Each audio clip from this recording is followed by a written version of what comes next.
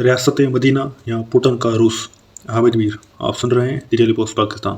कहने को तो इमरान खान पाकिस्तान को रियासत मदीना बनाना चाहते हैं, लेकिन गुज़िश्ता इतवार को उन्होंने जो 2 सदारती आर्डिनेंस जारी किए तो वो कुछ और ही बता रहे थे। इन सदारती आर्डिनेंसों के जरिए एक तरफ तो फेक न्यूज़ रोकने के नाम पर आज़ादी इजहार का गला दबाने की कोशिश की गई और दूसरी तरफ इलेक्शन कमीशन ऑफ पाकिस्तान के इख्तियारात में मुदाखलत की गई। इतवार के दिन पार्लियामेंट को बाईपास करके आर्डिनेंस जारी करने के पीछे क्या जल्दी थी? क्या कोई बहुत बड़ा स्कैंडल मंजर आम पर आने वाला है जिसे रोकने के लिए छुट्टी के दिन सदारती हुक्मनामा जारी किया गया, या इमरान खान रूस के दौरे से पहले पहले पाकिस्तान में रूस जैसा नीम सदारती निज़ाम नाफिज करना चाहते थे? जिस दिन इमरान खान रूस के दौरे पर रवाना हो रहे थे उस सुबह इस्लामाबाद हाई कोर्ट में Pakistan federal union of journalist के सदर GM जमाली और सेक्रेटरी राना अजीम की तरफ से रिजवान फैज काजी के जरिए पीका आर्डिनेंस 2022 के खिलाफ दायर की जाने वाली एक दरख्वास्त की समाअत थी। हम सुबह सुबह इस्लामाबाद हाई कोर्ट के चीफ जस्टिस अतर मिनल्लाह की अदालत में पहुंचे तो मतीला जान और तारिक उस्मानी हमसे पहले वहां मौजूद थे। पहला केस मोहसिन बेग से मुतल्लिक था। मुख्तसर समाअत के बाद इस केस में तारीख दे दी गई। दूसरा केस पीका आर्डिनेंस 2022 के खिलाफ PFUJ की दरख्वास्त पर था।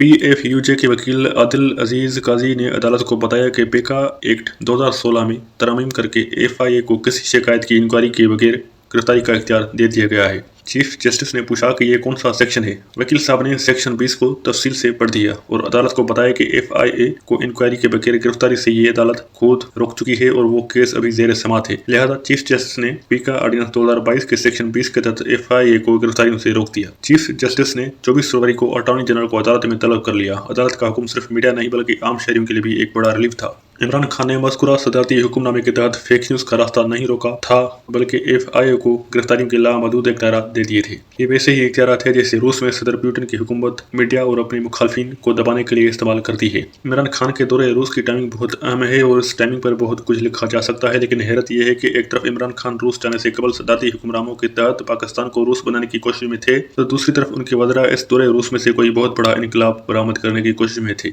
एक वजीर तो ये कहते सुनाई दे कि गुज़िश्ता 23 वर्षों में ये किसी पाकिस्तानी रहनुमा का पहला दौरा रूस है। वजीर साहब का बयान भी फेक न्यूज़ के ज़मरे में आता है क्योंकि 2011 में इस वक्त के सदर आसिफ अली जरदारी रूस का दौरा कर चुके हैं। दौरे रूस से कबल इमरान खान ने एक रूसी टेलीविजन को इंटरव्यू देते हुए कहा कि अमेरिका और रूस अपने इख्तिलाफात मुज़ाकरात के जरिए हल करें। अमेरिका और रूस को मुज़ाकरात का मशवरा एक ऐसे वज़ीर-ए-आज़म दे रहे हैं जो किसी भी अहम मसले पर अपने मुल्क की अपोजिशन के साथ बैठकर मुज़ाकरात नहीं कर सकते। जिस वक्त इमरान खान मास्को में रूसी सदर पुतिन की मेज़बानी का लुत्फ़ उठा रहे थे उस वक्त लाहौर में उनकी दादी चौधरी परवेज़ इलाही, नून सलाही, तारिक बशीर चीमा और मुस्लिम लीग क्यू के दीगर अरकान पार्लियामेंट साबिक सदर आसिफ अली जरदारी की मेज़बानी में मुस्कुराहटों का तबादला कर रहे थे। इससे कबल 23 फरवरी की दोपहर को लाहौर में शहबाज शरीफ की रहायश गाह पर जरदारी साहब और मौलाना फजलुर रहमान के दरमियान भी तफसीली मुलाकात हो चुकी थी। बहुत से दोस्त ये सवाल पूछते हैं कि अगर वज़ीर-ए-आज़म के खिलाफ तहरीक अदम एतमाद के लिए अपोजिशन को मतलूबा अरकान कौमी असम्बली की हमायत हासिल हो चुकी है तो फिर देर किस बात की? सवाल बहुत अहम है और इस खाकसार ने भी अपोजिशन रहनुमाओं से ये समझने की कोशिश की कि मामला कहाँ फंसा हुआ है।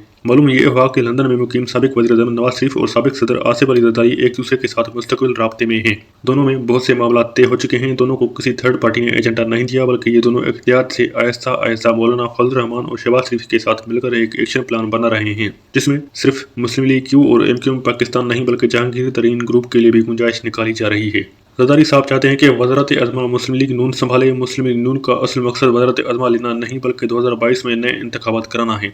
इमरान खान का ख्याल था कि नवाज शरीफ और आसिफ अली जरदारी में कभी मुफ़ाहमत नहीं होगी, लेकिन नवाज शरीफ और जरदारी साहब ने अपने अपने मौक़िफ़ में लचक पैदा की है जिसका क्रेडिट मौलाना फजलुर रहमान को भी जाता है। मौलाना साहब ने मुस्लिम लीग नून को तहरीक अदम एतमाद के लिए इस वजह पर राज़ी किया कि इस्टेब्लिशमेंट न्यूट्रल हो चुकी है।